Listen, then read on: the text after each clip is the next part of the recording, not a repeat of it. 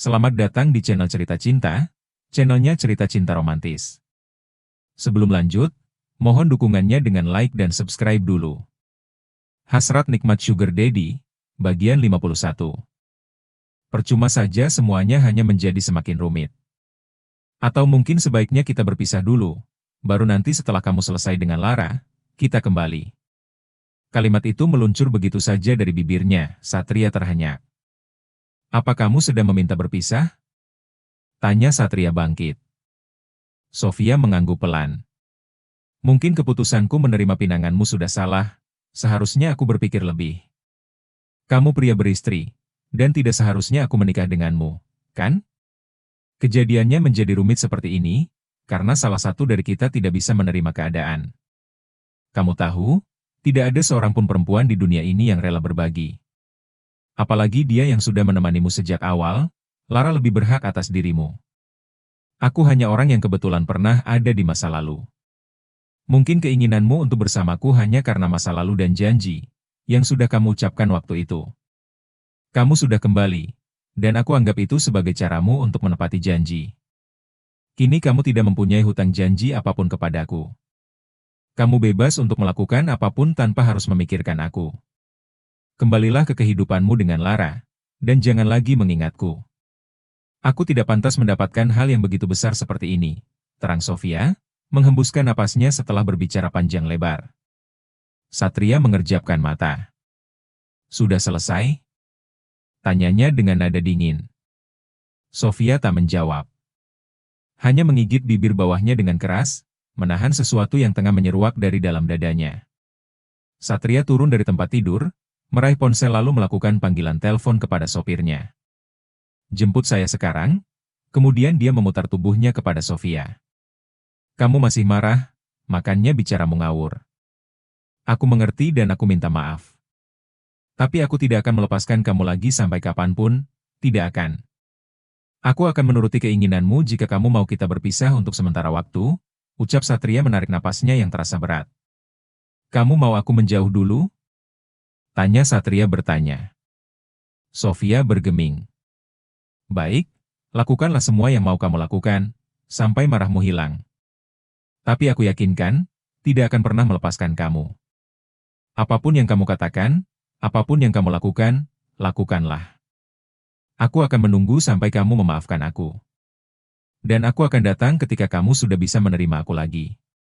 Terang Satria, kemudian melangkah keluar dari kamar itu. Dan satu lagi. Saat Satria telah berada di ambang pintu, perasaanku padamu bukan karena aku memiliki hutang janji. Ucap Satria, kemudian menghilang di balik pintu. Sofia merasakan hatinya mencelos. Seharusnya dia lega karena sudah mengungkapkan isi hatinya. Tapi, mengapa rasanya ini malah sakit? Satria menyelesaikan meeting terakhirnya Jumat siang itu di Bandung, lalu dia bergegas menuju parkiran di mana mobilnya sudah siap jalan. Sekolah Dikta, Pak Amir. Perintah Satria kepada sang sopir, yang dijawab anggukan oleh pria parubaya itu. Dan 30 menit kemudian, mereka sudah sampai di depan gerbang sekolah SD, di mana Dikta mengikuti kegiatan belajar. Tampak anak-anak dengan seragam merah putih sudah berhamburan keluar dari dalam kelas. Satria lega karena dia selalu datang tepat waktu, sebelum anak perempuan itu keluar dari kelasnya. Pria itu turun dari dalam mobil, seketika dirinya menjadi pusat perhatian seperti biasa. Turun dari sebuah mobil keren mengkilat, dengan setelan jas yang rapi. Terutama wajah rupawan dan postur tubuhnya, yang membuatnya akan selalu menjadi pusat perhatian. Seketika dia menjadi idola di antara ibu-ibu, yang setiap hari mengantarnya jemput anak mereka, sama seperti dirinya. Sudah seminggu ini dia sengaja datang setiap pagi, dan siang untuk mengantar jemput anak tirinya tersebut ke sekolah itu. Dan setiap dia datang, seluruh perhatian langsung terpusat padanya. Tapi selalu ada yang spesial. Di antara kerumunan ibu-ibu yang sedang menunggui anaknya, ternyata Sofia sudah terlebih dulu ada di sana, seperti biasa. Ya, di sana berdiri tepat di dekat gerbang sekolah, pasti menunggu Dikta. 1 minggu sejak percakapan mereka yang terakhir, dan dia tak berusaha untuk menemui perempuan itu.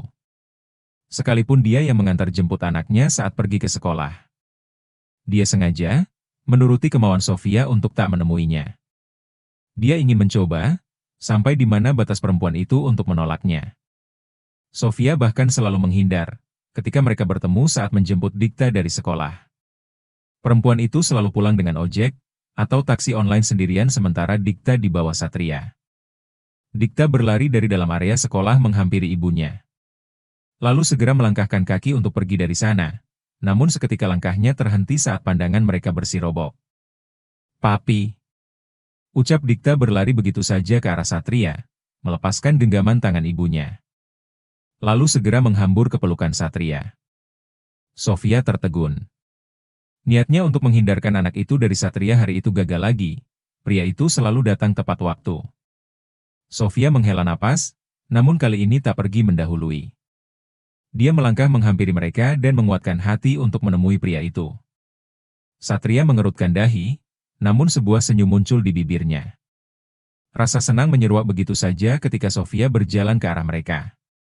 Apa dia sudah memaafkannya kali ini? Batinnya meledos. Hai, apa kabar? Sapanya, terlebih dahulu. Baik, jawaban pendek dari Sofia. Kami hari ini mau makan sushi. Mau ikut? Tanya Satria menawarkan. Sofia terdiam sebentar. Boleh, jawabnya mengangguk. Kini mereka singgah di playground, yang bersebelahan dengan restoran sushi tempat mereka baru saja makan. Tepatnya Satria dan Dikta yang makan, sementara Sofia menolak mentah-mentah ajakan pria itu. Dia hanya memperhatikan interaksi antara mereka berdua, yang sudah seperti ayah dan anak. Seketika hatinya bertambah sakit. Dikta masuk ke wahana permainan anak-anak itu sendirian. Sementara kedua orang tuanya menunggu di pinggir area, sambil terus memperhatikan gadis kecil itu agar tak lepas dari pandangan. So, kamu sudah? Jangan lagi menggunakan Dikta sebagai tameng, ketu Sofia langsung menyela. Ketika Satria memulai pembicaraan, membuat pria itu terperangah. Maksud kamu? Tanya Satria mengerutkan dahi. Jangan gunakan dia sebagai senjata untuk meluluhkan aku. Tidak akan mempan, jawab Sofia, pandangannya lurus ke depan. Satria mengepalkan tangan di kedua sisi tubuhnya. Aku tidak. Mulai besok tidak usah antar jemput dia lagi. Berhenti membuat dia lebih dekat dengan kamu, potong Sofia memberanikan diri. Dia harus melarang Satria untuk lebih dekat dengan putrinya. Karena ia sadar, suatu hari nanti mungkin mereka harus benar-benar berpisah. Dia tak ingin anaknya mengalami kesedihan, karena merasa ditinggalkan. Seperti dirinya dulu, yang berharap kepada orang yang sama. Aku melakukannya karena aku ingin, bukan menjadikan dia senjata untuk meluluhkan hati kamu. Lagi pula, aku mohon mulai besok kamu tidak usah datang lagi. Jangan membuat dia terlalu terbiasa dengan kehadiran kamu. Nanti jika tiba-tiba kamu pergi, dia akan sedih, ucap Sofia menyela lagi. Via, kamu masih istriku, kalau kamu lupa. Dan itu menjadikan Dikta sebagai anakku juga. Walau dia bukan anak kandung aku, dan aku sudah menyayangi dia seperti anakku sendiri. Mulai sekarang biasakan untuk tak menganggapnya seperti itu, karena pada kenyataannya memang tidak seperti itu. Satria merasakan dadanya mulai bergemuruh, kesabarannya benar-benar sedang diuji. Kamu sedang berusaha menjauhkan aku dari semua yang berhubungan denganmu, kamu berencana kabur dariku? Tuding Satria menatap tajam wajah di sampingnya. Aku hanya sedang membiasakan diri, untuk tidak terlalu berharap pada apa yang tak bisa aku jangkau. Via, aku memang belum bisa membereskan urusanku dengan Lara, tapi bisakah kamu bersabar sebentar? Aku sedang berusaha melakukannya. Dia sedang mengandung, aku tidak ingin terjadi apapun pada bayinya. Karena kalau itu terjadi, maka aku akan sangat merasa bersalah. Maka, perbaikilah pernikahanmu dengan Lara. Kamu akan memiliki anak dari dia, lalu lepaskanlah aku, jangan serakah. Dek. Aku. Serakah? Aku tidak. Ini hari terakhir aku membiarkanmu membawa Dikta. Mulai besok, aku mohon dengan sangat kepadamu, jangan datang lagi untuk menemui dia, tegas Sofia menyela. Tapi aku masih punya janji kepadanya. Janji apa lagi? Tanya Sofia nyureng. Janji akan membawa dia jalan-jalan seharian. Karena mulai minggu depan, aku sudah tidak bisa mengantar jemput dia ke sekolah. Tapi aku janjikan kami pergi di akhir pekan. Tidak usah ditepati, dia akan lupa. Kamu tidak usah datang, ucap Sofia dia mengulang kata-katanya. Tapi, terima kasih atas semuanya. Antarkan dia ke rumah orang tuaku nanti sore, ucap Sofia mengakhiri percakapan, kemudian pergi. Arfan memasuki ruang kerja Satria, seperti biasa. Lalu meletakkan berbagai berkas penting yang harus ditandatangani pria itu, kemudian menyebutkan jadwal kerjanya hari itu. Satria bergeming, hanya merebahkan kepalanya pada sandaran kursi. Surat kepemilikan rumah dan tanah atas nama Sofia sudah dikirim ke rumahnya, Pak. Pak Amir yang mengantar. Pelunasan cicilan keban juga sudah dilakukan kemarin. Jadi, seharusnya hari ini semuanya sudah selesai.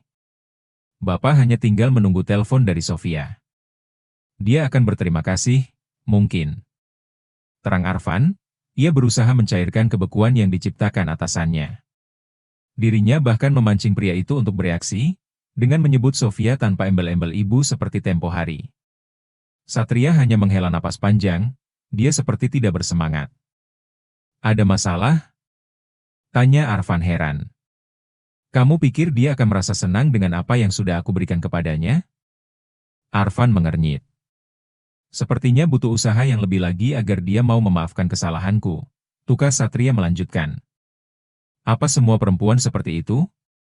Mereka selalu marah dalam waktu yang lama? Katanya lagi. Arfan mencebik, sambil mengangkat bahunya bersamaan. Saya tidak tahu. Saya tidak berpengalaman soal perempuan. Bapak sendiri bagaimana? Satria terkekeh getir. Kamu tahu, saat Lara marah obatnya hanya satu, kartu kredit unlimited. Aku akan membiarkannya membeli apapun yang dia inginkan dan pergi kemanapun dia mau. Dan itu selalu sukses membuatnya tersenyum lagi dalam waktu beberapa jam saja. Bapak pikir Via juga seperti itu? Tanya Arfan mendekat. Satria menggeleng. Dia bahkan terlihat marah ketika aku mengajak anaknya jalan-jalan kemarin. Arfan terdiam. Apa perbuatanku sangat menyakitinya? Gumam Satria. Hah? Dia tidak sadar? Yang kau lakukan itu tidak hanya menyakitinya, tapi juga melukai harga dirinya. Astaga! Batin Arfan nyureng. Arfan? Ya Pak. Kamu seumuran dengannya? Ucap Satria tiba-tiba bertanya. Beda 1 tahun sepertinya. Dia 29 tahun ini, saya 30, jawab Arfan. Kenapa, Pak? Katakan apa yang harus aku lakukan untuk membujuk dia? Arfan terdiam lagi. Mana saya tahu. Dia kan perempuan, saya laki-laki, mana bisa disamakan. Apa yang akan kamu lakukan jika pacarmu merajuk seperti Sofia? Tanya Satria. Hah, bercanda ya? Pertanyaannya seperti menjebak, lagi pula aku takkan membagi ide seperti itu kepada siapapun. Satria mendengus, dia bangkit dan berjalan menghampiri jendela besar di depannya. Menatap bangunan tinggi di sekeliling gedung tempat dia berpijak. Aku terbiasa mengendalikan dia, tidak tahu dampaknya dia akan memberontak seperti ini ketika marah. Dia bahkan menyuruh aku memperbaiki pernikahanku dengan Lara, yang jelas-jelas sudah tidak bisa aku perbaiki. Selain menunggu kelahiran bayi dalam kandungannya, dia malah memintaku untuk melepaskannya. Tubuh Arfan menegang. Anda tahu, Pak? Perempuan itu mesin pengingat yang sangat baik. Mereka akan mengingat setiap momen, perkataan atau perlakuan yang mereka terima di masa lalu. Baik itu momen indah, perlakuan manis apalagi hal menyakitkan, mereka akan sulit melupakan. Satria mengulum bibirnya kuat-kuat. Jadi, dia tidak akan melupakan semua yang sudah aku ucapkan waktu itu? Tanya Satria, mengingat peristiwa di mana dia begitu menjatuhkan harga diri Sofia. Arfan menggeleng. Sulit, dan akan membutuhkan waktu yang lama bagi dia untuk pulih. Karena yang Bapak serang bukan cuma hatinya, tapi ego dan harga dirinya. Jawaban yang lagi-lagi telah dilontarkan Arfan tanpa keraguan. Mungkin jika orang lain yang mengucapkannya, Satria akan langsung meradang. Beruntung hal itu keluar dari mulut Arfan, sehingga pria 40 tahun itu menerimanya dengan sedikit kekahan getir. Lalu apa yang harus aku lakukan? Tanya Satria masih menatap keluar jendela, pikirannya melayang tak tentu arah. Biarkan saja dia seperti keinginannya. Serius? Satria terkekeh lagi. Lebih baik Bapak fokus menyelesaikan urusan dengan Bulara. Segala yang sudah dia lakukan, dan konsekuensinya seperti apa. Tukas Arfan, seperti sedang menasehati remaja yang sedang bimbang dengan kehidupannya. Satria mendengus lagi. Jika saja dia tidak sedang mengandung anakku. Satria menggantung kata-katanya. Jika saja kau tahu apa yang sudah dia lakukan, demi mendapatkan hidupnya sekarang dengan mengakui hal yang tidak pernah dia lakukan dulu. Aku yakin kau akan segera membuang dia kembali ke tempat asalnya. Arfan meremat ponsel di tangannya, yang hampir dia berikan kepada Satria untuk menunjukkan sesuatu. Bersambung.